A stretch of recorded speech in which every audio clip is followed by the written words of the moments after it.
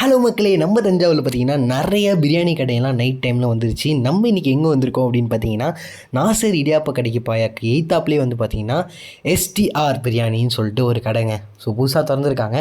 So நம்ம அங்கே போயிட்டு எப்படி எப்படிலாம் இருக்குது, என்னென்னலாம் இருக்குதுன்னு சொல்லிட்டு பார்க்கலாம். வாங்க வீடியோக்குள்ளே போகலாம்.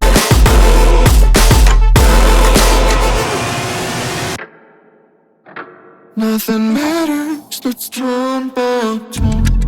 ஸோ சிக்கன் பிரியாணிக்கு என்னெல்லாம் தராங்கன்னு பார்த்தீங்கன்னா, கேசரி, அப்புறமா வந்து பார்த்திங்கன்னா ரைத்தா, அப்புறமா வந்து தயிர் பச்சடி இதெல்லாம் தராங்க. ஸோ நம்ம வந்து பார்த்திங்கன்னா இந்த சிக்கன் வந்து பார்த்திங்கன்னா ஜூஸியாக செம்மையாக இருந்துச்சு. அதோடய ஃப்ளேவர் சாப்பிட்றப்ப எப்படி இருந்துச்சுன்னா, நம்ம அக்கீம்ஸ் பிரியாணியில் சாப்பிட்ற மாதிரி இருந்துச்சு. அக்கீம்ஸ் பிரியாணியில் நெய்யெல்லாம் போட்டு செம்மையாக தருவாங்க. இதில் வந்து நெய் வந்து அவ்வளோவா போடலை. ஸோ சாப்பிட்றதுக்கு சீரியஸாகவே சக்கத்தாக இருந்துச்சு. அதை விட அந்த கேசரிக்கு நான் ரொம்ப ரொம்ப அடிக்டட் ஆகிட்டேன்.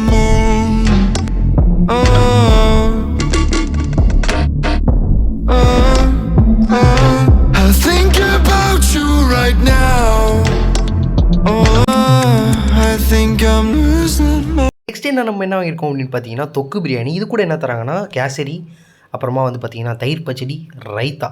ஸோ தொக்கு பிரியாணி என்ன அப்படின்னு பார்த்தீங்கன்னா பீசஸ் வந்து பார்த்திங்கன்னா கிரேவி மாதிரி வந்து பண்ணி அதை தொக்கு மாதிரி பண்ணி நம்ம வந்து பிரியாணியில் போட்டு தருவாங்க.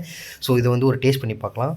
ஸோ சீரியஸாக பார்த்தீங்கன்னா எனக்கு வந்து நார்மல் பிரியாணியோட இந்த தொக்கு பிரியாணி வந்து எனக்கு வந்து சூப்பராகவே பிடிச்சிருந்துச்சி. பிகாஸ் ஏன்னா அந்த தொக்கு வந்து பார்த்திங்கன்னா புளிப்பாக சீரியஸாக அதோட வந்து டெம்டிங்காக இருந்துச்சு, வேறு மாதிரி இருந்துச்சு. எனக்கு தஞ்சாவூரில் இருந்தீங்கன்னா கண்டிப்பாக இந்த கடையை விசிட் பண்ணி பாருங்கள்.